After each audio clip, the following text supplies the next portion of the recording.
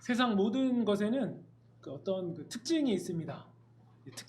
특징이라고 하면 보통 이제 나무로 따지면 나무는 불에 잘 타는 특징이 있죠. 그리고 물은 반대로 불에 잘 타지 않는, 불에 불 붙지 않는 그런 특징이 있습니다. 뭐 고춧가루 같은 경우에는 매운 특징이 있고요. 꿀 같은 경우에는 이제 그 달콤한 맛을 가진 게 특징이죠. 근데 만약에 이런 특징들이 다 사라져 버리면요, 우리가 그런 것들을 사용할 이유가 없어집니다. 예를 들어서 고춧가루가 맵지가 않고 꿀이 달지가 않은 거예요. 그러면은 김장할 때 고춧가루를 쓰지 않겠죠. 네, 물론 뭐 백김치 담그신다 그러면 할 말 없지만요. 아니면 음식을 달게 만들려고 이제 꿀을 집어넣는다던가 하는 일도 없을 거예요. 왜냐하면 꿀을 넣어봤자 단맛을 내는 특징이 없으니까 가치가 없어지는 거죠.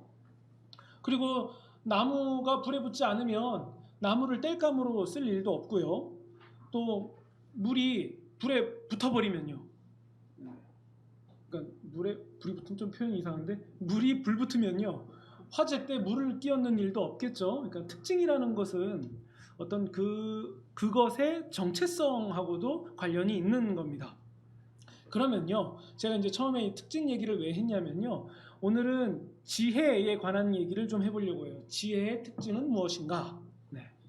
이제 우리가 사물을 얘기하면, 눈에 보이는 것을 얘기하면 특징을 말하기가 편한데, 눈에 안 보이는 것들, 예를 들어서 뭐 정서적 안정감의 특징은 무엇입니까? 라던가 뭐 지혜의 특징은 뭡니까? 라고 물어보면 이게 대답을 바로 딱 하기가 쉽지 않거든요. 근데 지혜의 특징은 무엇이냐? 라고 물어볼 때에 혹자는 뭐 잘만 사용하면 이게 돈이 될 수 있습니다 라고 얘기할 수도 있고요. 어떤 사람은 이것은 삶을 굉장히 편리하고 이롭게 합니다 라고 이렇게 뭉뚱그려서 얘기할 수도 있습니다. 그런데 오늘 우리가 읽은 본문에서는 지혜의 특징이 무엇인지를 좀 정확하게 얘기를 해줍니다. 바로 지혜의 특징으로 가장 처음 언급되는 게 뭐냐면요, 13절에 나오는 온유함입니다. 온유함. 13절 중간 부분에 지혜의 온유함이라고 보이시죠? 이것을 좀 더 정확히 얘기하면 지혜에서 오는 온유함이라는 건데요. 이걸 뭐 다른 표현으로 바꾸면 꿀에서 오는 달콤함이라고 바꿀 수도 있겠죠. 그러니까 이런 같은 표현인 거예요. 지혜에서 오는 온유함. 즉 지혜는 온유함을 가지고 있는데 지혜에서 오는 온유함으로 행하십시오라는 얘기를 하고 있는 거예요. 지혜에서 오는 온유함으로 행하라. 그러니까 13절을 다시 보면요, 지혜와 총명, 그러니까 지혜와 지식 있는 자가 그렇게 하라라는 얘기입니다. 그러니까 이해력이 좋고 지혜로운 자는 선행을 행함으로 자신이 지혜로운 사람임을 증명하라라는 얘기예요. 그러니까 정리하면 이렇게 얘기할 수 있죠. 지혜로운 사람의 특징은 뭐냐? 선행을 한다는 거예요. 그러면 지혜의 특징은 뭡니까? 온유함입니다.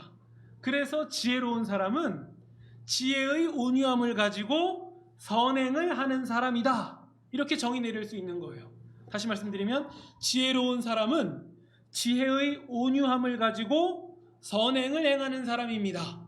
이것이 야고보서가 가르치는 지혜예요. 그러니까 우리는 소위 지혜라고 얘기할 때 온유함을 생각하기가 쉽지 않거든요. 그러니까 굉장히 의외의 말이에요. 우리는 지혜로운 것 생각하면 보통 어떤 그 학문적인 영역을 생각합니다. 그런데도 야고보서를 통해서 다른 얘기를 하고 있습니다. 지혜의 특징은 온유함입니다. 온유함. 네. 우리가 지난 시간에 야고보서 나눴을 때 했던 얘기가 있죠. 우리는 혀로 하나님을 찬양하는데 동시에 혀로 하나님의 형상대로 만들어진 인간을 저주하기도 한다. 그래서 같은 셈에서 동시에 단물과 쓴물이 나올 수가 없는데 사람도 한 입으로 찬양과 저주를 동시에 하는 것은 모순인데 우리가 그렇게 하게 된 이유가 있다. 그게 뭐냐면 사람이 두 마음을 가졌기 때문이다. 주님을 향한 마음과 세상을 향한 마음, 두 마음을 가지고 있기 때문에 한 입으로 하나님을 찬양하면서 동시에 사람을 저주하고 있다. 교회를 망가뜨리고 있다. 이 얘기를 우리가 함께 나눴죠. 그래서 우리는 어떻게 결론을 내렸습니까? 신앙은 곧 말하는 문제다. 신앙은 곧 말이다라고 우리가 결론을 내렸죠. 그러니까 우리의 신앙이라고 한다면요, 우리의 신앙생활이라고 한다면 곧 말하는 문제라고 얘기해도 과언이 아닙니다. 그래서 이 말하는 문제, 우리의 신앙, 이 개념을 가지고 오늘 우리가 읽은 본문이 그대로 이어지는 거예요. 말하는 문제와 지혜의 온유함이 함께 얘기된다는 얘기예요. 그래서 지혜와 총명이 있는 자는 선행과 온유함으로 참 지혜를 드러낸다. 그리고 진정한 말은, 참된 말은 그 사람의, 그 말하는 사람의 행동과 연결되어 있다. 즉 무슨 얘기를 하고 있습니까? 그냥 이론의 차원에서만 머물지 않고 행동과 함께 간다. 드러나는 행동, 드러나는 말과 함께 간다. 그것이 참된 지혜다라는 얘기를 하고 있는 거예요. 그러니까요, 말에 속으면 안 되죠. 우리가 말을 아무리 멋지고 유창하게 하는 사람이 있다 할지라도 그 말하는 사람의 행동을 보면 우리가 그 사람을 판단할 수 있잖아요. 그 사람이 진짜 정직한 얘기를 하고 있는지 아닌지를 우리는 알 수 있습니다. 우리 생각해보면요, 사기꾼들이 말을 잘 못해서 문제가 된 경우가 있습니까? 반대잖아요. 말은 굉장히 잘해요. 네, 그냥 사람 한 명을 홀딱 그냥 넘겨먹을 정도로, 네, 말은 굉장히 잘해요. 하지만 왜 그 사람이 사기꾼입니까? 말하는 것과 달라서 그런 거예요. 그러니까 사기꾼이라고 부릅니다. 이건 우리 또한 마찬가지입니다. 우리가 신앙의 말을 하고 성경의 가르침을 아무리 멋지게 전파한다 할지라도 우리 삶의 변화가 없으면 그것은 그냥 허울 좋은 말뿐이라는 사실을 우리는 명심해야 됩니다. 사실 이 말이 가장 뼈아프게 다가오는 사람은 설교자겠죠.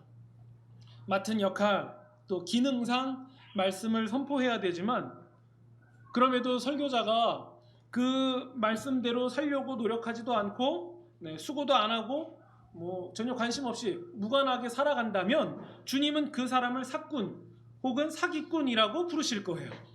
사실 이 얘기는요, 설교자뿐만 아니라 우리 모든 신자에게 적용되는 얘기예요. 우리는 이 앞에서 두려울 수밖에 없다는 거예요. 우리는 성경을 배우고 또 진리를 우리 가운데 담아서 그것을 누군가에게 알려주기도 하고 생각하기도 하지만 우리의 삶이 거기서 멈춘다면, 정말 우리 삶으로 옮겨지는, 우리 행동으로 옮겨지는 부분이 있지 않다면 주님은 그 사람을 사꾼 혹은 사기꾼이라고 평가하실 겁니다. 이건 우리가 엄중하게 받아들여야 될 사실이에요. 그렇다면 이것을 반대로 뒤집어 볼까요? 진정한 설교자란 누구입니까? 화려한 말과 탁월한 수사법으로 대중을 들었다 놨다 하는 사람이 진정한 설교가겠습니까? 아니죠. 실제로 아름다운 선행, 소소한 행실, 이런 것들로 말씀을 살아내는 사람이 우리 주님 보시기에 진정한 설교가일 거예요. 그러니까 말로는 사람을 속일 수 있지만 우리 주님은 속일 수 없다는 사실을 기억해야 됩니다. 즉 선행으로 살아가는 사람, 온유한 사람이 진짜라는 사실을 우리는 기억해야 됩니다. 그러니까 TV나 여러 기독교 방송에서 말만 잘하는 설교가들, 그렇게 좋아하실 필요 없습니다. 우리가 그 말씀은 말씀대로 받되 정말 우리 삶으로 살아내는 부분이 우리 가운데 필요하다는 얘기예요. 그렇다면 이런 관점으로 따져볼 때 누가 훌륭한 영성을 가진 사람입니까? 주목받는 자리에 서지 않습니다. 그 사람들은요, 그런 자리가 불편해요. 자기가 뭐 한다거나 해서 생색내고 시끄럽게 광고하지 않습니다. 정말 탁월한 영성을 가진 사람은 아무도 볼 수 없는, 아무도 보지 않는 그런 자리에 머뭅니다. 땀과 눈물을 흘려야 되는 자리에서 찾아볼 수 있고, 그리고 냄새가 나는 자리에서 찾아볼 수 있습니다.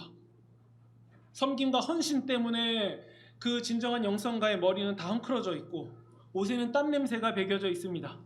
그것이 근사하지는 않지만 그것을 우리는 아름답다라고 평가할 수 있습니다. 누가 하기 싫은 일을 도맡아서 하려고 하는가? 그 사람이 진정한 영성가예요. 성경을 많이 아는 지식, 그거보다 비교할 수 없는 훨씬 큰 차원에 있는 거예요. 그 사람이 바로 탁월한 영성가라는 사실이에요. 그러니까 우리가 수고와 섬김으로 애쓸 때 내가 더 훈련되고 성숙되는 과정 가운데 있구나라는 사실을 기억하고 우리는 기뻐하면 되는 거죠. 제가 방학 때, 요즘에는 이제 연합수련회가 지금은 이제 못하지만요, 연합수련회를 가면 이제 성경적인 이성교제라는 주제로 많이 그 특강을 부탁받거든요. 그럴 때 많이 나오는 질문이 있는데 그게 뭐냐면요. 좋은 사람은 어떤 사람입니까? 어떻게 하면 그 사람을 만날 수 있습니까? 이 질문은 뭐 항상 빠지지 않고 나오거든요. 만약에 여러분들이 그런 질문을 받았다면 뭐라고 얘기하시겠습니까? 어떤 사람이 좋은 사람입니까? 그러니까 누굴 만나느냐 이 문제거든요. 어떤 사람이 좋은 사람입니까? 라고 질문한다면 저는 이제 마스터키를 얘기해요. 예수님 같은 사람입니다. 라고 얘기하거든요. 그러면 이제 청년들이 그런 얘기 들으면 굉장히 시시하겠죠? 그러니까 좀 더 구체적으로 얘기해야 돼요. 그러면 과연 누가 예수님 같은 사람입니까? 에 대한 얘기를 해야 되거든요. 성경에서 사복음서의 예수님의 모습을 면밀히 찾아보면 누가 예수님 같은 사람인지를 정확히 찾아낼 수 있어요. 바로 약자에게 하는 행동을 보면 그 사람이 예수님 같은 사람인지를 정확히 읽어낼 수 있다는 거죠. 예를 들어 커피숍 같은 데 갔을 때 아르바이트하는 사람에게 건네는 말과 태도를 보면 그 사람이 좋은 사람인지 아닌지를 대번에 알 수 있어요. 더 나아가서 그 사람이 예수님 같은 사람인지 예수님을 닮은 성품을 가진 사람인지 아닌지를 알 수 있다는 거죠. 예수님 닮은 사람은 결코 약자에게 무례하지 않아요. 예전에 제가 청년부 사역을 할 때 청년부 안에서 캠페인을 하나 한 게 있습니다. 그게 뭐냐면요. 카드나 현금을 건넬 때 두 손으로 드리기예요. 두 손으로 드리기. 제가 어느 날 이렇게 그 당시 설교를 준비하다가 문득 생각이 든 게 있어요. 예를 들어 교회에서 뭐 권사님들이 뭐 좀 주세요 그러면 제가 이렇게 드릴 때 연필 좀 주세요. 그럼 제가 이렇게 두 손으로 드리지 제가 이렇게 드리지 않거든요. 여기 연필이요 이렇게 안 하잖아요. 근데 가게에서는 카드를 이렇게 주더라고요. 제가 이렇게 흔들진 않지만 꺼내서 이렇게 주더라고요. 돈도 한 손으로 이렇게 주고. 가만 생각해 보니까 이게 좀 맞지 않는 거예요. 만약 그 계산하시는 분이 우리 교회 권사님이셨다면 제가 한 손으로 드렸을까? 그건 아니었던 것 같아요. 가만히 생각해 보면 제가 뭐 하대한다는 마음으로 그렇게 하진 않았거든요. 청년들도 마찬가지예요. 계산할 때 한 손으로 하대하는 마음으로 건네는 사람은 없었을 거예요. 하지만 두 손으로 드린다라는 것은 정말 별거 아니지만 매우 큰 의미가 그것에 담겨 있습니다. 그래서 그 캠페인을 하기 시작했어요. 저도 두 손으로 건넸고요. 청년들도 두 손으로 건네기 시작하고 한 주인가 두 주 지나서 제가 물어봤어요. 어떠냐고. 근데 그런 행동을 하다 보니까 마음도 따라가더라고요. 별거 아닌 행동인데 행동으로 하다 보니까 마음도 움직이기 시작해요. 사람에게 더 조심하게 행동하게 됩니다. 행동이 그렇게 만들어가고 있었던 거예요. 그래서 약자에게 잘하는 사람이 예수님 닮은 사람이에요. 우리를 돌아봐야죠. 내가 약자에게 어떤 행동을 하는가? 어떤 말을 하고 있는가? 내가 뭐 역할 혹은 지위로 우위에 있을 때 아래 사람을 대할 때 나는 어떤 행동을 하는가? 그 사람이 내 가족에도 동일한 행동을 했을까?를 몇 가지 따져본다면 내가 여전히 나뉜 마음을 가지고 살아가고 있구나. 이것이 정확히 드러나는 거죠. 그리고 두 번째 질문입니다. 좋은 사람은 어디에서 만날 수 있는가? 네, 이것도 아주 간단합니다. 좋은 방향으로 가면 그곳에 좋은 사람이 있는 법이에요. 예를 들어 직장에서 휴가를 얻어서 오지로 봉사활동을 가는 그런 청년의 심성이 나쁠 확률이 얼마나 되겠습니까? 게으른 청년이 혹은 심성이 바르지 않은 청년이 휴가를 내서 그런 곳까지 굳이 가겠습니까? 그런 곳에서 만나는 청년은 긍휼이 많은 사람일 확률이 높겠습니까? 아니면 아니겠습니까? 불타는 금요일에 나이트클럽에서 요즘엔 그런 데 안 가죠? 신나게 춤추다가 만나는 이성보다는 훨씬 성숙하고 훨씬 긍휼이 넘치는 사람일 확률이 100배는 더 되지 않겠습니까? 그러니까 섬기는 베푸는 방향으로 가다 보면 그곳에서 좋은 사람을 만날 수밖에 없는 거예요. 그러면 결론은 뭐죠? 제가 청년들에게 이런 얘기를 왜 했을까요? 그런 데 가서 낚아채라라는 얘기를 했을까요? 우리 예수님이 하신 말씀을 제가 그대로 했습니다. 가서 너도 이와 같이 하라. 약자에게 잘하면서 좋은 곳으로 좋은 방향으로 가고 머물다 보면 내가 점점 예수님을 닮아가 있다라는 것을 발견하게 되는 겁니다. 즉 별거 아니지만요. 두 손으로 드리는 게 선행이에요. 그런 자가 오늘 본문을 토대로 얘기하자면 지혜로운 사람인 거예요. 그게 지혜라는 거예요. 그게 세상과 다른 지혜라는 사실을 우리가 기억해야 됩니다. 도움이 필요한 곳에서 봉사로 긍휼과 온유함을 뿌리는 사람, 그 사람이 진정 지혜로운 사람이다 라고 가르쳐요. 왜 그게 지혜죠? 왜 그것이 지혜입니까? 라고 질문을 한다면 17절에서 그 대답을 해주고 있습니다. 위로부터 온 지혜의 정체, 그것은 성결하고 화평하고 관용하고 양순하며, 그러니까 온순하며 긍휼과 선한 열매가 가득합니다. 사람을 향한 편견과 거짓이 없습니다. 이것이 바로 위로부터 임하는 지혜의 특징인 거예요. 결국 뭐죠? 지혜는요, 아니 바꿔야죠. 지혜도요, 사람을 대하는 문제라는 사실을 우리는 기억해야 됩니다. 지혜도 사람을 대하는 문제다. 우리 사회를 보세요. 뉴스나 신문 같은 것들 보시면요, 각종 도배한 사건들의 정점에는 지식으로, 학벌로 가장 정점에 있었던 사람들이 그런 일들 많이 하지 않습니까? 학벌과 사회적 지위 이런 것들만 보면요, 사실 아무것도 아쉬울 것이 없는 사람들이잖아요. 그런데 그 사람들이 뭐가 그렇게 아쉬운지 거짓과 못된 술수 이런 것을 동원해서 그런 가증한 짓을 하는 이유가 무엇입니까? 지혜가 부족해서일까요? 반대로요, 평생 우리 김밥 말아서 번 돈을 가지고 가난한 학생들을 위해 써달라고 이렇게 장학금으로 기부하는 기사도 우리 가끔 볼 수 있죠? 네. 그러면요, 그때 그 기부하신 할머니 얘기 들어보면요, 막상 당신은 학교도 제대로 못 다니셨고요, 한글도 잘 못 읽으세요.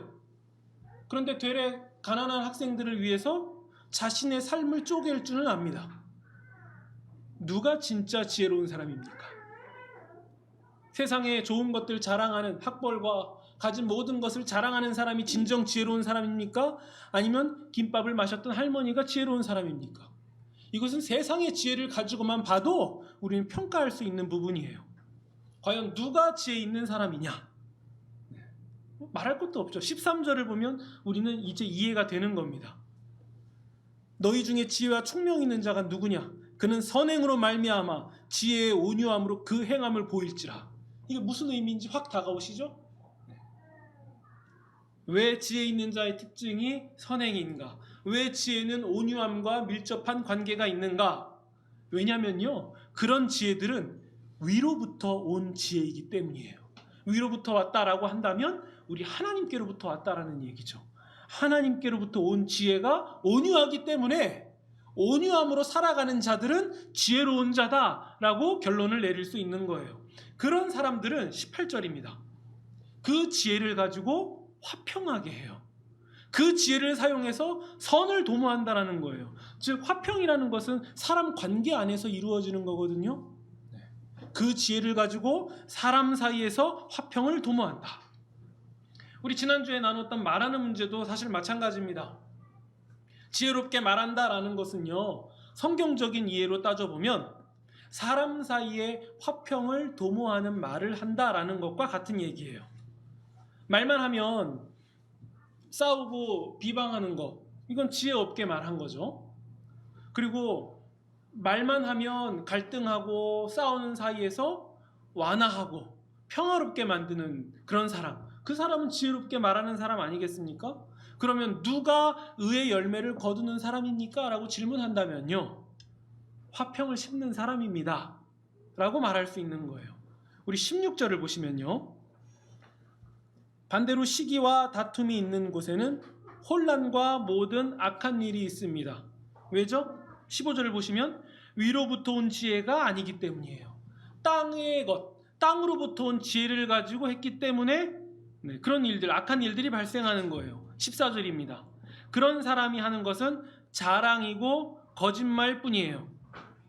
정욕이 시키는 대로 귀신이 기뻐하는 일을 한 거예요. 14절 끝부분에 자신만을 위해서 하는 말들이 다 자랑이고 거짓말이기 때문에 이런 말만 나열한다는 거죠.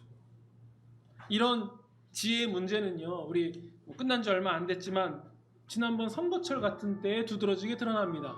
특히 대선에 더욱 더 드러나는데, 그때 후보들이 너도 나도 이렇게 하는 말이 있습니다. 그게 뭐냐면 경제를 살립시다라는 얘기예요. 경제를 살리겠습니다. 경제를 살릴 때예요. 다들 후보들마다 경제 전문가인 것처럼 제대로 분석해서 그런 얘기를 하는데 이건 면밀히 따져보면 다 거짓말이에요. 사탕 발린 말입니다. 우리 따져보세요. 인류 역사상 경제가 어렵지 않았을 때가 있습니까? 우리가 지금 시점에서 과거를 돌아보니까 아니 그때가 좀 괜찮았다라고 말할 뿐이지 막상 그때 살았던 사람들 얘기 들어보면 굉장히 힘들고 배고프고 춥고 하는 거는 똑같았잖아요. 그때도 어려웠잖아요. 그 시절이 좋았다라고 하지만 정말 그 시절 돌아갈래요 하면 아무도 안 돌아가잖아요. 그때보다는 지금이 낫지만 지금도 경제가 어려운 거잖아요. 그러면요. 사실 변하지 않는 사실은 하나예요. 경제가 아무리 어려워도 가진 자는 언제나 살만했고 없는 자는 늘 배고팠다라는 사실 이거 하나만 남는 거예요. 그러니까 경제를 살린다라고 얘기할 때 그거는 천만의 말씀이죠. 인간은요, 모든 인간은 경제가 아무리 좋아져도 경제를 어렵다라고 느끼는 거예요. 언제나 갈망과 한계를 느끼기 때문에 어쩔 수 없는 거예요. 하지만 제가 후보가 된다면 어떡하겠습니까? 경제를 살리겠습니다. 저도 그럴 거예요. 왜냐? 그게 사람의 마음을 움직이거든요. 그게 사람의 한계와 사람의 갈망을 건드리는 얘기거든요. 그러니까 영원하지 않은 인간은 뭐 어쩔 수가 없는 겁니다. 그러면 그럴 때일수록 정말 지혜로운 사람, 표현을 좀 더 직설적으로 바꿔서 그럴 때일수록 신자는 무엇을 생각해야 됩니까? 경제만을 생각하지 않는 거예요. 물론 경제도 고려해야 되죠. 하지만 그게 최우선 가치가 아니라는 거예요.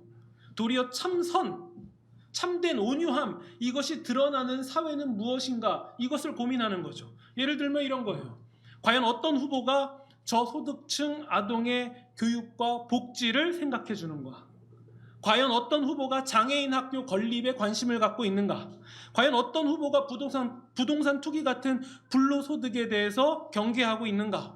과연 어떤 후보가 돈 되지 않은 사업일지라도 공익성, 공공성을 생각해서 그 가치를 보고 판단하는가? 과연 어떤 후보가 듣기 좋은 사탕 발림만 하고서 또 거짓말하는 거 아닌가?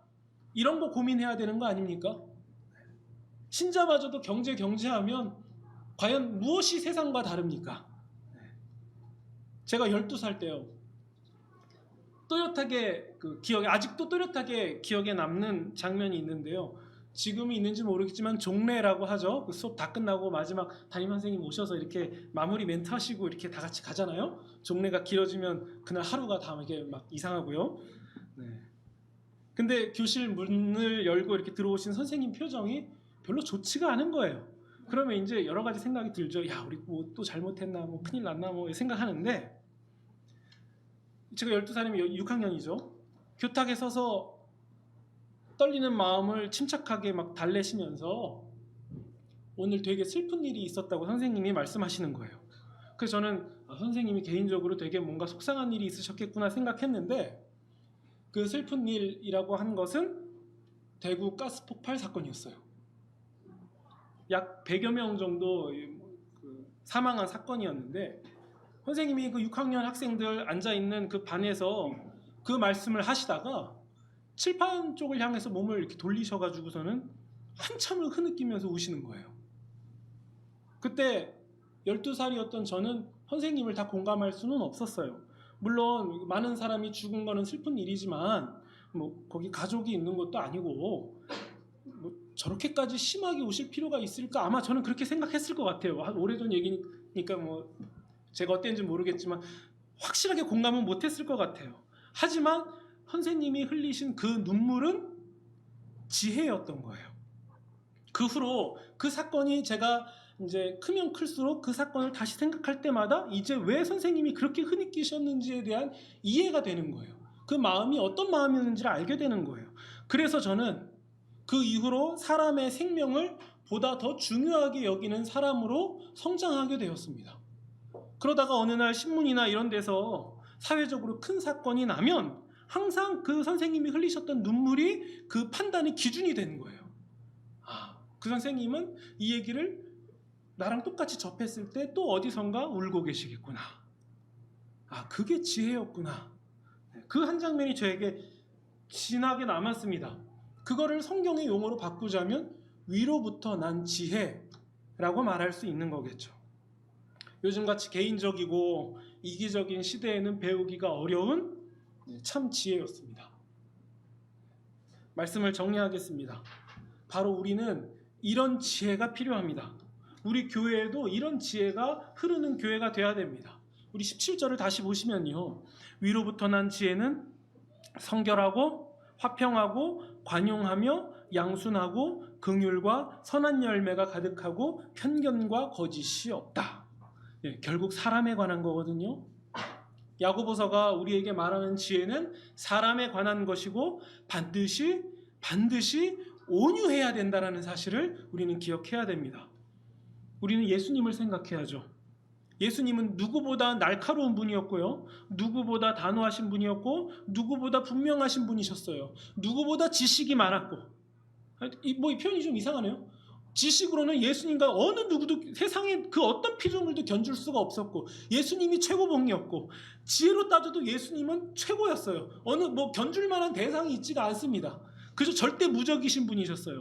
하지만 그런 분은 세상의 왕과 다르게 세상의 권력자와 다르게 누구보다 온유하셨습니다. 누구보다 긍휼하셨어요. 그런 예수님이 보여주신 사랑은 어디에 묻어 있습니까? 십자가였잖아요. 그런 분이 하셨던 십자가 사역은 결국 당신을 버리시기까지 자신의 목숨을 버리시기까지 보여주신 그것이 아니었습니까? 예수님은 요한복음에서도 이런 말씀하셨잖아요. 친구를 위해서 자기 목숨을 버리는 사랑이 큰 사랑이다. 예수님은 그것을 십자가에서 보여주셨습니다. 누구보다 온유함으로 보여주는 그 지혜를 가지고 예수님께서는 실천하신 거죠. 행동으로 보여주신 거죠. 예수님은 그 온유함으로 오늘 본문의 내용처럼 의의 열매를 맺으셨습니다. 만약 교회가 이런 지혜가 없다면 그 교회는 세상과 다를 것이 없는 거예요. 교회의 위기를 얘기하자면 바로 이런 지혜가 없는 게 위기예요. 성도의 위기를 얘기하자면 이런 지혜가 없는 게 위기인 거예요. 세상이 겪는 위기, 그거 우리도 똑같이 있어서 우리도 위기다라고 말한다면 그게 세상과 뭐가 다르겠습니까? 세상과 다르지 않다면, 제가 몇 번씩 강조드리지만 세상과 다르지 않다면, 세상과 다르기를 애쓰지 않다면, 수고하지 않는다면 그건 가짜예요. 죽은 거예요. 세상과 달라야 돼요. 아픔이 찾아오고 고독이 찾아와도 이것을 주 안에서 어떻게 이겨낼 수 있는지를 고민하고 수고하는 게 세상과 다른 증거예요. 그러니까 포기하지 않는 거죠. 우리는 이것을 생각해야 됩니다.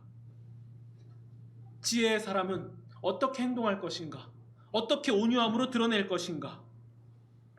다 맞는 얘기들 해요. 세상을 보면요, 다 맞는 얘기예요. 다 신문 보고 인터넷 보고 이성적으로 논리적으로 타당한 얘기하려고 합니다. 서로 앞다퉈서 자기가 한마디라도 더 하려고 해요. 하지만 거기서 머물면 그것은 세상이에요. 그 지식을 가지고 온유의 자리까지 어떻게 하면 나아갈 수 있는가? 그 지혜는 과연 사람을 향하여 의의 열매를 맺는 것들이었나? 우리는 이것을 생각해야 됩니다. 진정 지혜로운 자는 혀를 제어합니다. 어떤 말을 하느냐도 신중하지만 어떤 말을 하지 않느냐에 대해서도 신중합니다. 또 어떤 자리에 머물러야 되는지도 신중하지만 어떤 자리에서 즉시 일어나야 되는지에 대해서도 신중한 사람, 그 사람들이 지혜의 사람입니다. 말 한마디, 몸짓 하나로 사람의 전인격을 세워주고 선행과 온유함으로 철저하게 무장된 그 지혜로 세상을 이끌어갑니다. 바로 이런 위로부터 온 지혜, 이 지혜를 겸비한 사람으로 또 우리에게 주어진 한 주를 승리하며 살아가시기를 저와 여러분이 되시기를 주님의 이름으로 축원드립니다.